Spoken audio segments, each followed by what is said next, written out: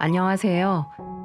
제 개인사를 공개한다는 것이 쉬운 결정은 아니었지만 저와 비슷한 상황을 겪고 계신 누군가에게 조금이나마 도움이 될지도 모른다는 생각을 해보며 이렇게 용기를 내어봅니다. 살다 보면 별일을 다 겪기 마련이죠. 예기치 못한 불행이 덮칠 수도 있고 믿었던 사람에게 뒤통수를 맞을 수도 있고요. 저 또한 절대 배신하지 않을 것 같은 사람에게 상처를 입은 경험이 있습니다. 제가 오늘 여러분들에게 드릴 이야기인데요. 별스럽다는 생각이 들지도 모를 제 사연을 끝까지 들어주시길 부탁드립니다. 30대 초반에 친구 소개로 남편을 만나게 됐어요. 저와는 6살 차이가 나는 남자였는데 덤프트럭을 몰고 다니며 화물 운반을 하는 일을 하고 있었죠. 운전일이 보통 힘든 일이 아니지만 그 남자는 쉬지 않고 열심히 사는 성실한 남자였습니다. 할부로 구매한 덤프트럭에 걸린 빚도 갚아야 했고 계절에 따라 일감이 줄었다 늘었다 하기 때문에 일감이 많은 계절엔 더더욱 바쁘게 움직였죠. 겉으로 보기에 엄청 험한 일 같지만 자기가 뛰는 만큼 돈을 버는 일이라 남편의 벌이는 꽤 괜찮았습니다. 저같이 정해진 연봉을 받는 월급쟁이와는 비교하기가 힘들 만큼 많이 벌었어요.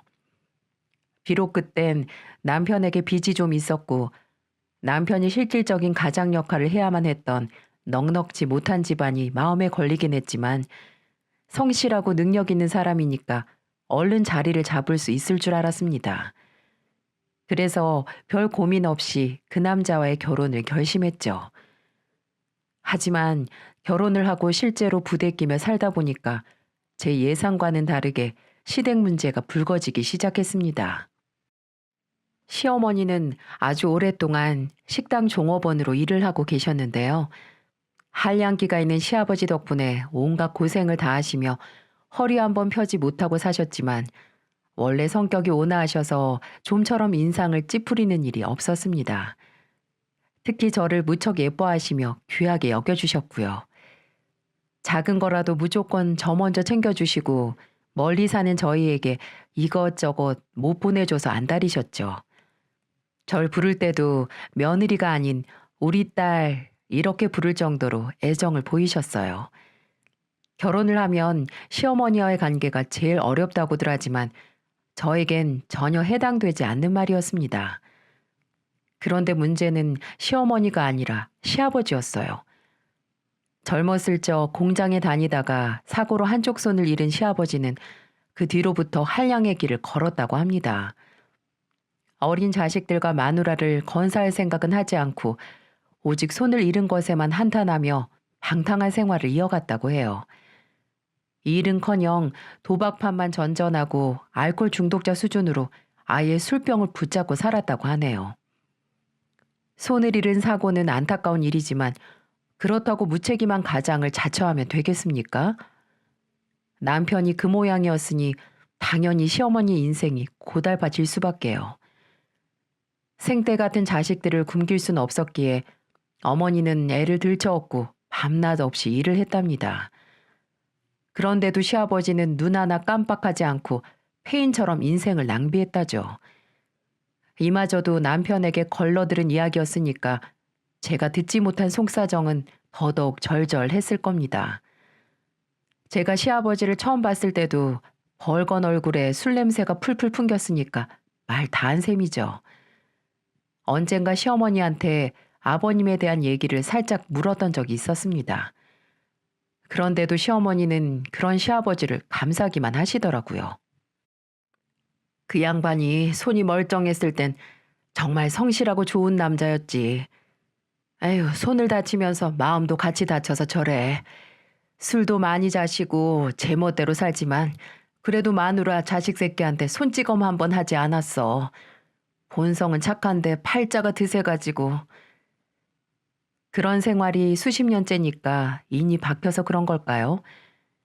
시어머니는 그런 시아버지라도 오래 살면서 당신 곁에 있어주는 게 좋다고 하시더라고요. 시어머니의 그런 태도가 답답하게만 느껴졌지만 두 분의 인생을 제가 뭐라고 할 수 있는 건 아니니까요. 그저 그런가 보다 하고 말았습니다. 그런데 원래 본성이 착하다던 시아버지는 제가 보기엔 전혀 아니었어요. 원래 성격이 그런 건지 아니면 술 때문에 그러신 건지 성격이 괴팍하게 이를 때가 없었죠. 언제는 가족들과 함께 외식을 한 적이 있었거든요. 모두 맛있게 식사를 하고 있는데 갑자기 시아버님이 종업원에게 벌컥 화를 내는 게 아니겠어요? 아줌마, 깍두기 좀 갖다 달라니까 귀 먹었어? 매너라고는 눈꽃만큼도 찾아볼 수 없는 행동이었어요. 식당에 있던 사람들의 시선이 모두 우리 쪽으로 집중됐죠. 귀까지 달아오른 저는 부끄러워서 견딜 수가 없더라고요. 아유, 당신도 참 깍두기 달라고 좋게 말하면 되는 걸 왜 그렇게 심하게 얘기해요? 한 번 얘기를 해도 못 알아쳐먹으니까 그렇지. 사람 성질 긁는 것도 아니고 말이야. 다들 바쁘니까 못 들을 수도 있죠. 며느리도 있는데 왜 이래요?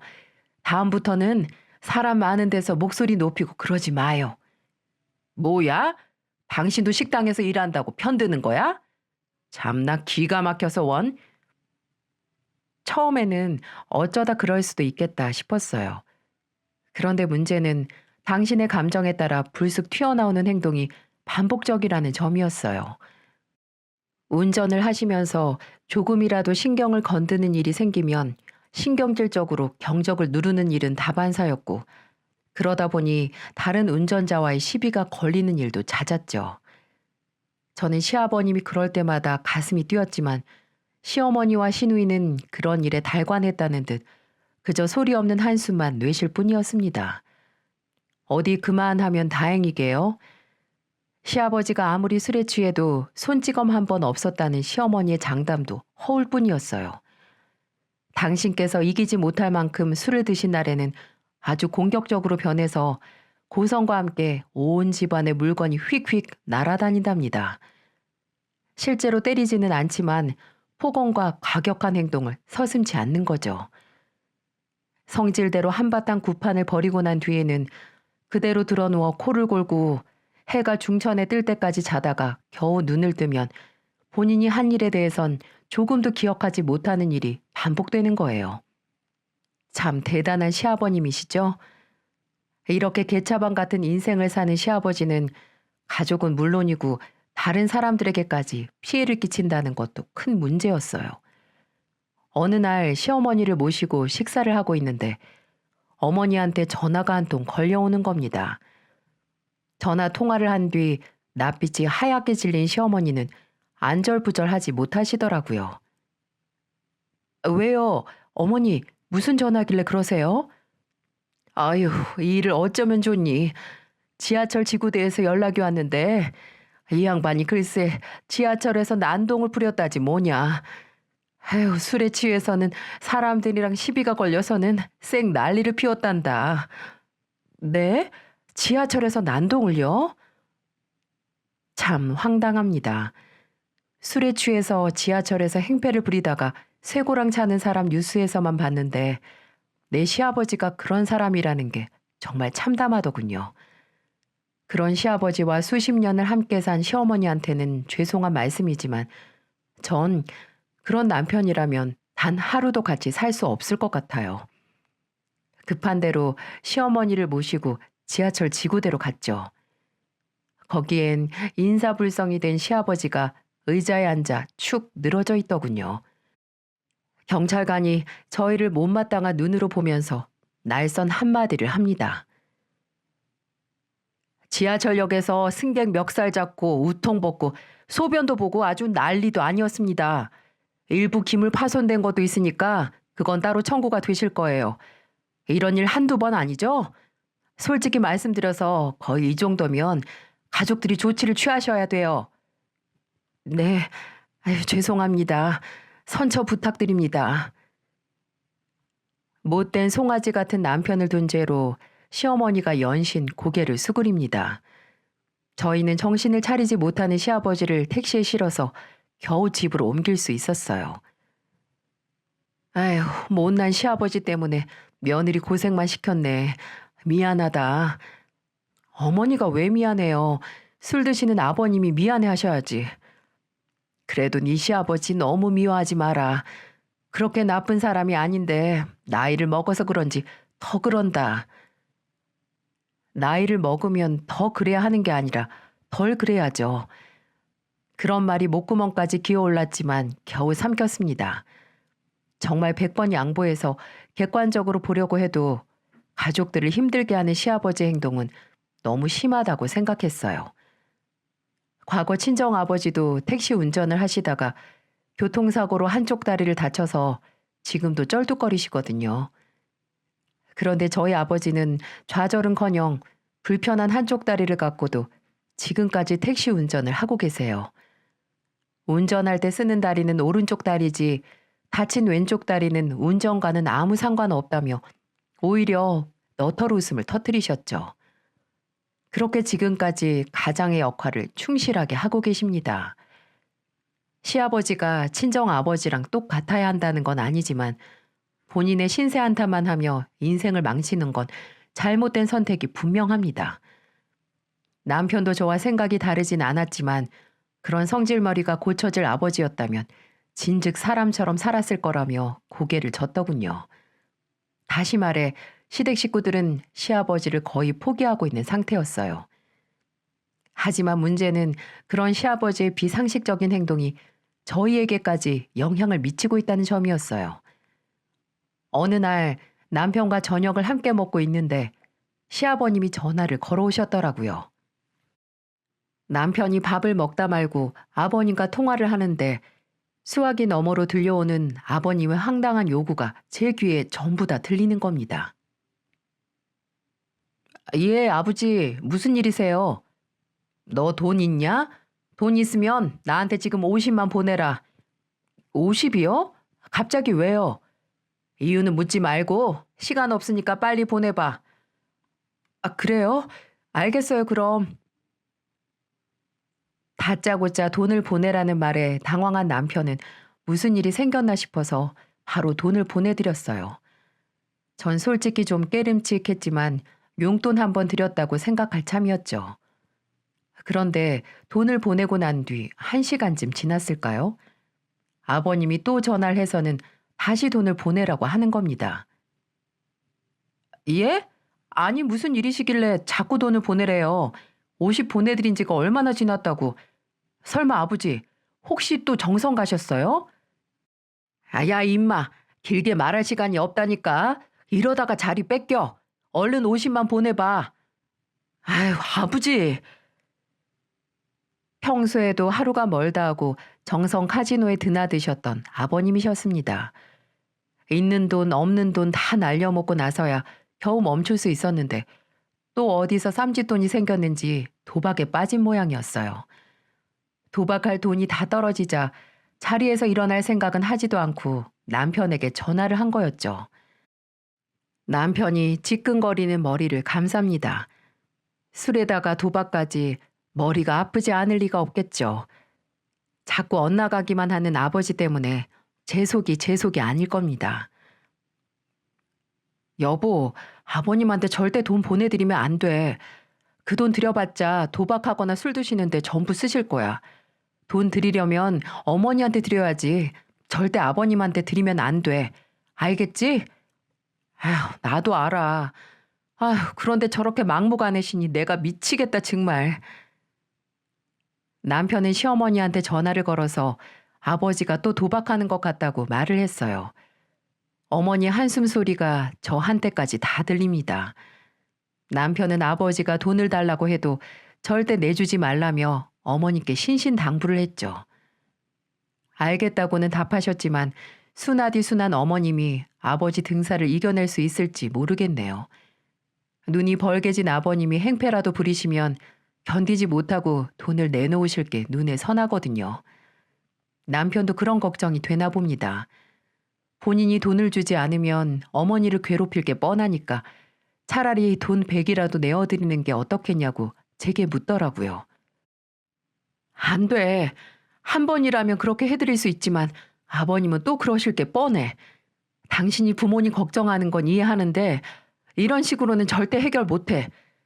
밑 빠진 독에 물 붓기라고. 차라리 단호하게 행동하는 게 더 나아. 그리고 당신도 가정이 있는 가장이라고.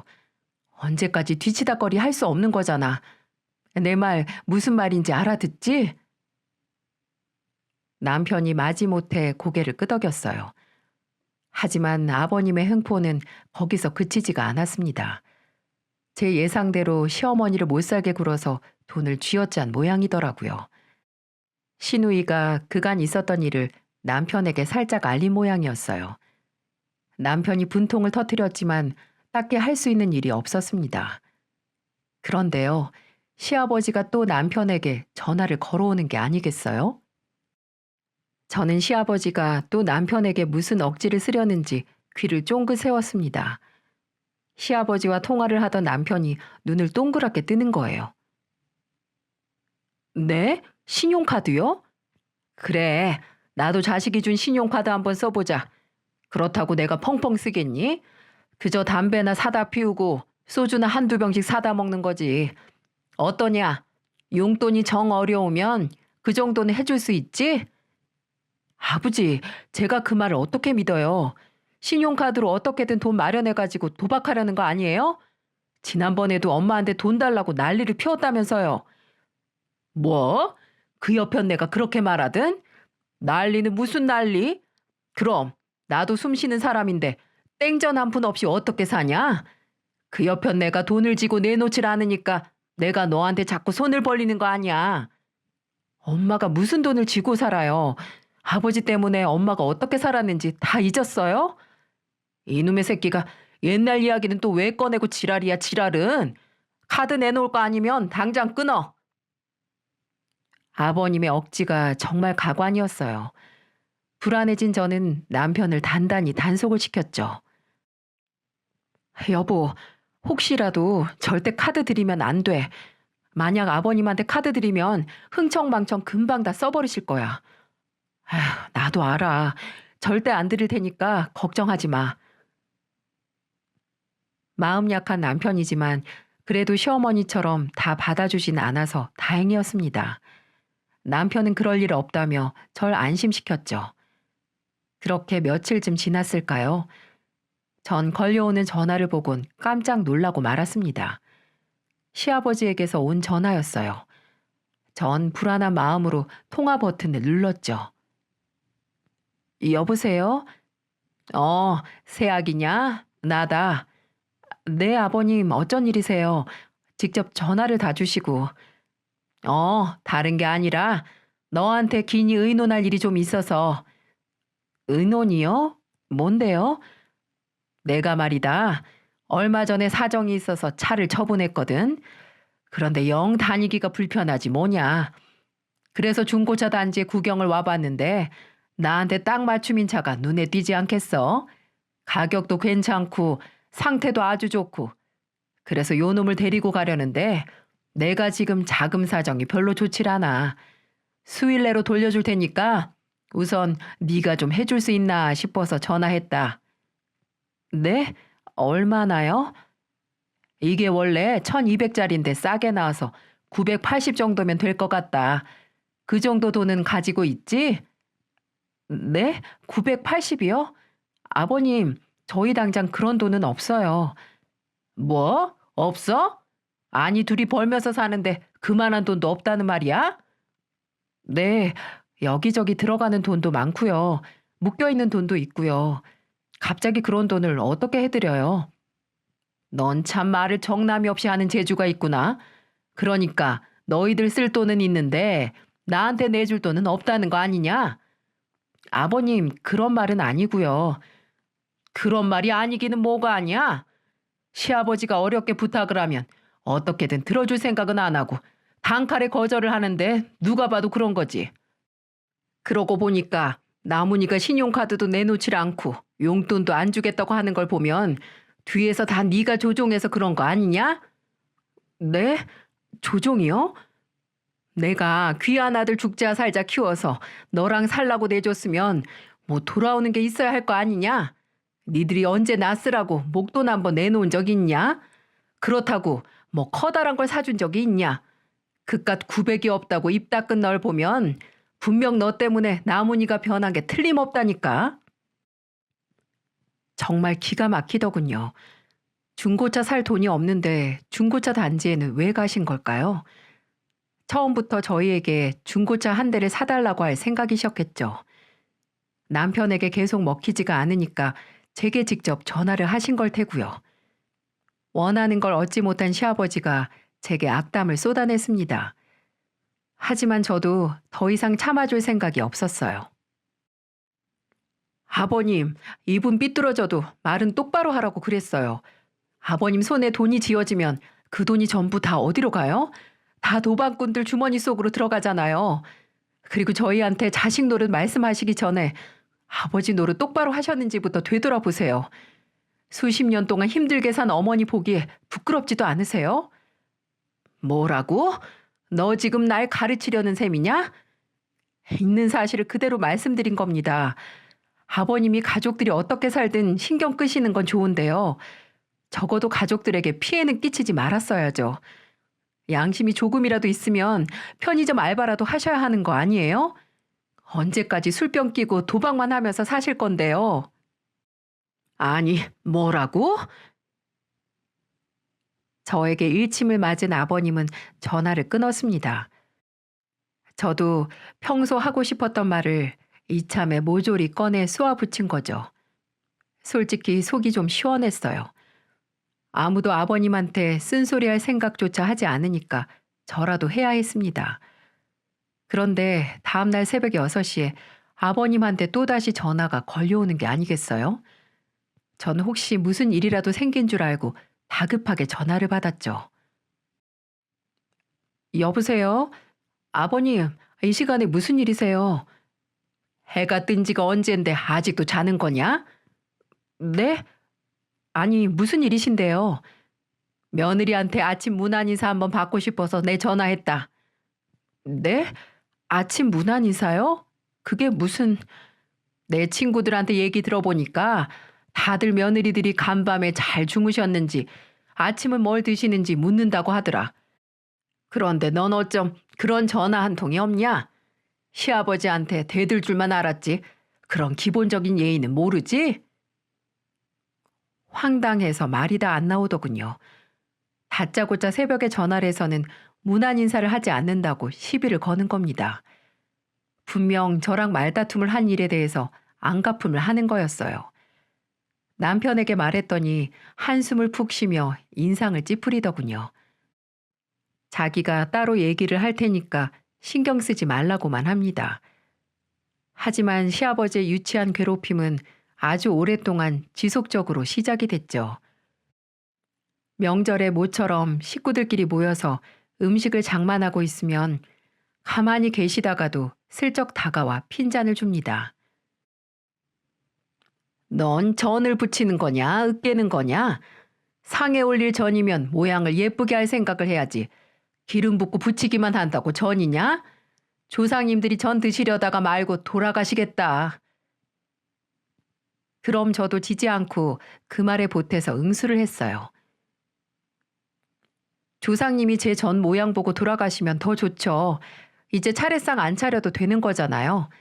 그럼 앞으로 더 전을 못생기게 부쳐야겠어요, 아버님. 어디 그뿐입니까? 막 태어난 손자를 보곤 기뻐하기는커녕 못생겼다고 타박입니다.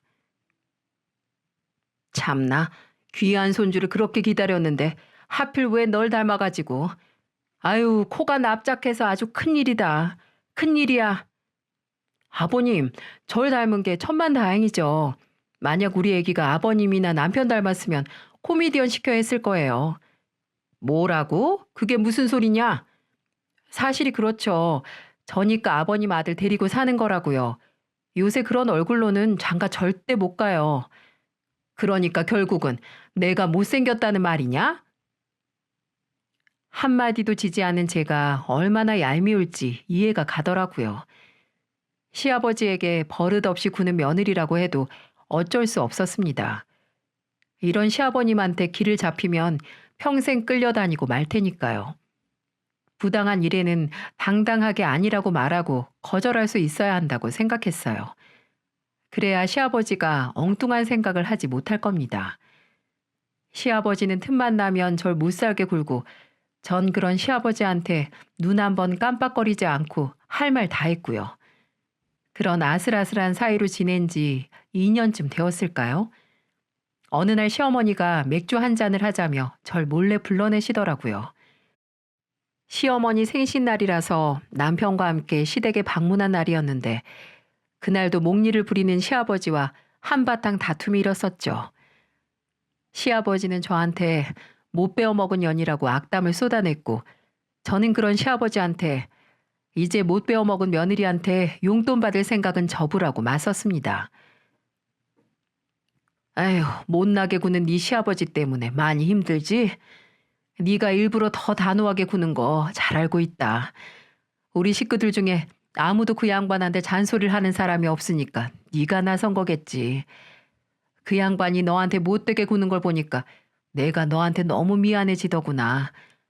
나도 지금까지 똑같은 괴롭힘을 받아왔지만 우리 귀한 며느리한테까지 저러는 거 보니까 나도 참 힘이 드는구나.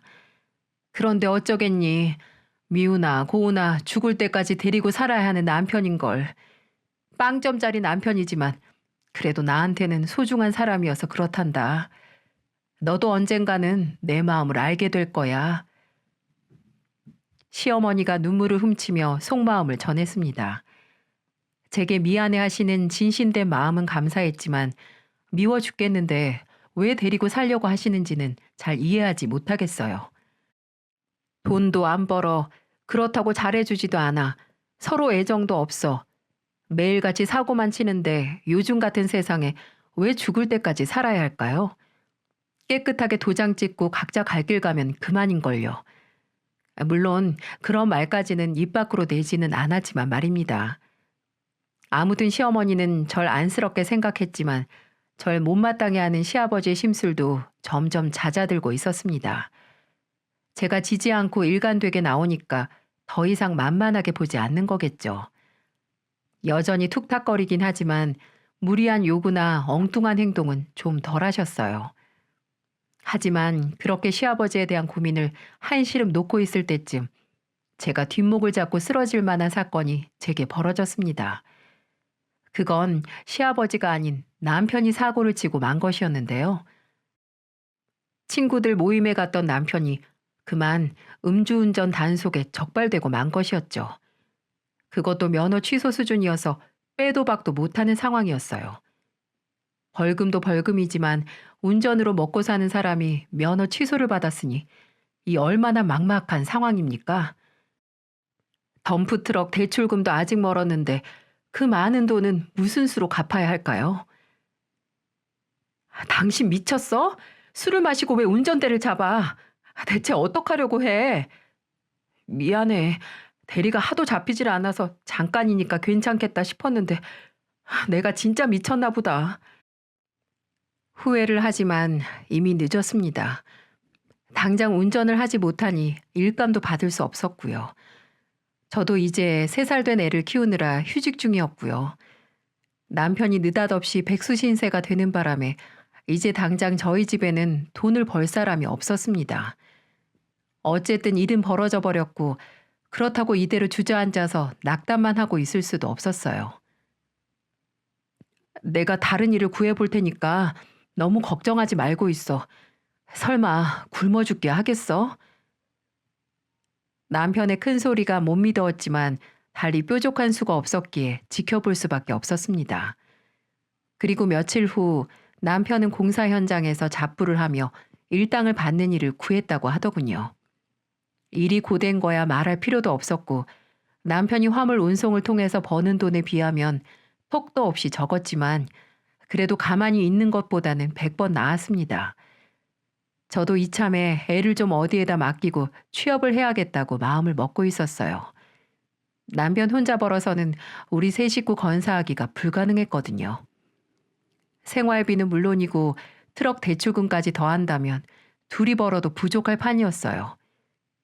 이러다 최악의 경우 남편의 밥줄인 덤프까지 팔아야 하는 상황까지 오게 될 겁니다.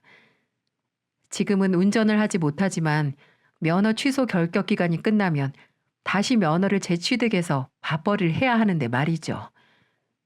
하지만 남편은 쉽게 적응을 하지 못했어요. 운전대를 잡고 살다가 등짐을 지려니까 보통 힘이 드는 게 아닌 모양이었어요. 일을 다녀올 때면 얼굴에 짜증이 가득했고요. 현장 사람들과도 잘 어울리지 못해서 다투는 일도 잦은 모양이었습니다. 그렇게 아슬아슬하게 일을 하다가 결국 또 사고를 치고 말았죠. 현장 감독과 말싸움을 벌이다가 주먹을 썼다나요? 남편이 경찰서에서 조사를 받고 있다는 소식을 듣고 얼마나 가슴이 철렁했는지 모릅니다. 남편에게 맞은 피해자는 안화골절로 전치 6주나 나왔고요. 합의를 보지 못하면 징역을 피하기가 어려운 상황이었죠. 결국 합의금을 구하기 위해선 남편의 트럭을 처분해야만 했습니다. 그렇게 2천에 합의를 보았고 나머지 돈으로 대출금을 갚고 나니 남는 돈이 거의 없더군요. 우리 식구의 밥줄과 다름없는 트럭을 처분한 대신 남편은 벌금형으로 마무리가 되었지만 정말 값비싼 대가를 치른 셈이었죠. 그래도 남편에게 별말 하지 않았습니다. 남편도 속이 편치 않을 거라고 생각했기 때문이었죠. 일이 좋게 풀리진 않았지만 다 액땜했다고 생각하고 다시 새 출발을 할 수 있을 거라고 생각했어요. 그렇게 공사 현장에서 사고를 친 뒤 남편은 공장에 취직을 했습니다. 하지만 그마저도 오래가지 못하고 도망치듯 나오게 되었고 그 뒤로도 편의점 아르바이트나 물류창고 일을 하기도 했지만 그만두기를 반복했어요. 솔직히 남편이 이렇게 나약한 사람인 줄 미처 몰랐습니다. 화물차 운송도 보통 일이 아니었을 텐데 전혀 생소한 일이라서 그런 건지 사람들이랑 어울리지 못해서인지 영 적응을 하지 못하더라고요. 그 사이 남편은 점점 의기소침해지기만 했고 회사에 복귀한 저 대신 집안일이나 애를 보는 날이 많아졌죠.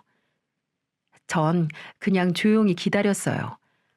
트럭도 처분해버렸으니 큰 고정 지출이 줄었고 저도 다시 일을 시작했으니 남편이 벌지 못해도 그럭저럭 견딜만 했습니다. 그런데 남편은 조바심이 많이 났었나 봐요. 자신이 가장 몫을 하지 못하고 있다는 생각 때문에 괴로웠는지 술을 마시는 날이 잦아졌고 저한테 짜증을 내는 경우도 많았죠. 전 그런 남편을 타일러도 보고 으름장도 놓아봤지만 남편은 점점 피폐해져만 가더군요. 그런 남편의 모습이 시아버님과 겹쳐 보이자 겁이 덜컥 나더라고요. 이 사람이 시아버지처럼 되는 걸 상상만 해도 소름이 끼쳤거든요. 전 시어머니처럼 그런 남자와 살 자신이 없었습니다. 여보, 조급하게 생각 말고 그냥 천천히 찾아보자. 대신 술만 좀 줄여. 당신이 대신 애도 좀 봐주고 집안일도 도와주면 되잖아. 어? 너도 나 무시하냐? 돈 못 버니까 애나 보고 살림이나 하란 말이야? 뭐? 그런 말이 아니잖아. 그리고 집안일이랑 애 보는 일이 왜 무시하는 거야? 돈 한 푼 못 벌어오면 걸레질하고 청소나 하란 말이 당연히 무시하는 말이지. 하긴 너 원래 남자를 개똥보다 못한 존재로 취급하긴 하지. 지 시아버지랑 매일같이 싸우는 며느리는 대한민국에 너밖에 없을 거다. 뭐? 지금 말 다 했어? 남편이 그런 식으로 생각할 줄은 꿈에도 몰랐습니다. 그냥 일이 잘 안 풀려서 의기소침해진 사람이 한 말이라고 넘기기엔 너무나 상처를 주는 말이었어요. 하지만 남편은 사과는커녕 계속 삐뚤어하게 나오더군요. 남편에게선 항상 찬바람이 몰아쳤고 저를 바라보는 눈빛도 냉랭하기 그지 없었습니다. 저한테도 이 모양인데 애한테 잘할 리가 있겠습니까? 툭하면 애를 귀찮아했고 애 앞에서도 소주잔을 기울이는 일은 다반사였죠. 전 그런 남편의 모습에 점점 실망을 했고요. 우리의 다툼은 점점 잦아졌습니다. 제가 아무리 관계를 개선해 보려고 해도 남편이 바뀔 생각을 도통하지 않으니 속이에 경을 잃는다는 말이 딱 맞았어요. 속상한 마음에 친정엄마한테 하소연을 했고 저의 그런 사정이 친정아버지한테도 들어간 모양입니다. 어느 날 친정아버지가 삼겹살을 사들고 저희 집에 찾아오셨더군요. 어머 아빠, 연락도 없이 웬일이세요? 아니, 모처럼 쉬는 날이어서 오랜만에 사위랑 한잔할까 해서 와봤지. 혹시나 했는데 두 사람 모두 있었구나. 다행이다. 친정 아버지가 말하진 않았지만 어떤 마음으로 오신지 전 알 것 같았습니다. 자꾸 엇나가기만 하는 사위를 격려해주며 용기를 북돋아 주시려는 마음이었겠죠. 남편도 멋쩍게 인사를 하고 친정 아버지랑 삼겹살에 소주를 나누어 마셨습니다. 분위기가 무르익을 때쯤 친정 아버지가 남편에게 넌지시 말씀을 하시더라고요. 자네 요새 많이 힘들지? 살다 보면 일이 잘 풀리지 않을 때가 있어. 하지만 그래도 가장은 자기 식구들을 챙기기 위해서 최선을 다해야 하는 거야. 지금은 앞이 컴컴하니 아무것도 보이지 않을지 모르겠지만 열심히 살다 보면 결국 그 빛은 보이게 되어 있어. 나도 다리 다쳤을 때 이제 어떻게 처자식을 먹여 살리나 정말 막막했는데 그냥 내가 할 수 있는 일을 묵묵히 하다 보니까 사라지더라고. 내 말 무슨 뜻인지 알겠나? 친정 아버지가 조용한 말투로 타이르는데 눈이 풀린 남편이 피식 비웃음을 터뜨리는 겁니다. 아유, 이젠 장인어른도 절 무시하는 거예요? 밖에서도 무시, 마누라도 무시, 장인어른도 무시. 참나, 이래서 제가 살 수가 있겠냐고요. 남편의 입에서 혀 꼬부라지는 소리가 나오는 순간 아차 싶더라고요. 취한 남편이 친정아버지한테 뭔 소리를 할까 싶어 겁이 났습니다. 아니, 내가 자네를 무시하는 게 아니라 다들 한마디씩 꼭 하면서 무시하는 건 절대 아니래. 그런 잔소리 하지 않더라도 꼭 성공할 테니까 두고 보라고. 그땐 나한테 10원짜리 한 장 받아가 생각하면 안 돼? 장인어른이고 뭐고 한 푼도 내주지 않을 거니까. 어디 쩔른발이 주제. 누구한테 훈장질이야 훈장질은. 어? 제 불길한 예감이 어김없이 들어맞았습니다. 술에 취한 남편은 자신의 장인어른께 막말을 하고는 술상까지 뒤엎더라고요. 화가 난 아버지는 그런 남편을 노려보면서 몹쓸 놈이라고 한마디를 남기시더군요. 그리고 곧장 집으로 돌아가셨습니다. 전 너무나 참담한 마음에 가슴이 찢겨 나가는 것 같았어요. 자신이 무슨 짓을 벌였는지도 모르는 남편은 거실 바닥에 대자로 누워서 잠들었더군요. 열불이 터져버린 저는 화장실에서 찬물 한 바가지를 담아 남편 얼굴에 뿌려버렸죠. 그리고 하들짝 놀라서 일어난 남편의 귀 싸대기를 올려붙였습니다. 야, 이 쓰레기 같은 놈아. 지금 네가 무슨 짓을 했는지는 알아? 꼴 보기 싫으니까 당장 나가. 당장 내 눈앞에서 사라지라고. 전 혼비백산한 남편의 등을 떠밀어 바깥으로 쫓아버렸습니다. 무엇보다도 정말 가슴이 아팠던 건 남편이 개차반 같은 시아버지를 그대로 닮아있다는 사실이었어요. 여태껏 드러나지 않아서 제가 몰랐던 것 뿐이었습니다. 전 그날 바로 이혼을 결심했어요. 시어머니는 그런 남편과 수십 년을 살 수 있을진 모르겠지만 전 절대 그럴 생각이 없었습니다. 그리고 이튿날 남편에게 바로 이혼을 통보했죠. 남편은 자신이 잘못했다며 싹싹 빌었지만 전 그 사람을 용서하고 싶은 마음이 조금도 남아있질 않았죠. 그런데 더 우스운 게 뭔지 아세요? 제가 남편에게 이혼을 통보했다는 사실을 들었는지 시아버지가 전화를 해서 제게 악다구니를 쓰는 겁니다. 뭐? 이혼? 네가 뭔데 하늘 같은 남편을 내쫓아? 옛날 같았으면 소박을 맞았어도 100번은 넘게 맞았을 텐데 당장 이리 와서 남편한테 무릎 꿇고 빌어라. 그렇지 않으면 내가 절대 가만두지 않을 테니까. 아버님, 제발 정신 좀 차리세요. 지금은 아버님이 제게 무릎을 꿇고 빌어도 모자란 상황이고요. 모르시겠어요? 이게 전부 다 아버님 때문이라는 걸요? 뭐라고? 얘가 지금 무슨 헛소리야? 시아버지는 자기 탓으로 돌린다며 펄펄 뛰더라고요. 술만 마시면 이성의 끈을 놓아버리는 점이나 어려운 일이 닥치면 나약해지고 무능력해지는 모습 등 남편은 시아버지의 단점을 모두 빼다 박았습니다. 한 번 실수한 남편을 받아줄 수도 있겠지만 수십 년이 지나도 사람이 되질 않는 시아버지의 모습을 보니까 그럴 생각이 싹 사라지더군요. 절대 시어머니의 삶을 답습하고 싶지 않았어요. 전 모질게 마음을 먹고 몇 달 후 남편과의 결혼 생활을 깨끗하게 마무리했습니다. 그 과정이 결코 쉽진 않았지만 결국 아이 양육권도 제가 가져왔고요. 지금은 친정 부모님과 함께 지내면서 나름 잘 살고 있습니다. 가끔은 그런 남편이 생각나기도 하지만 그 아버지의 그 자식이란 말도 있잖아요. 전 지금도 제 선택에 전혀 후회가 없답니다. 어쩌면 배우자의 일탈로 저와 비슷한 상황의 노인분들이 있을지도 모르겠네요. 제가 관여할 일이 아닐지도 모르겠지만 이 말은 꼭 드리고 싶어요. 우리 인생도 무척 소중하다는 걸 절대 잊지 마시라고요. 함께 해주셔서 감사합니다.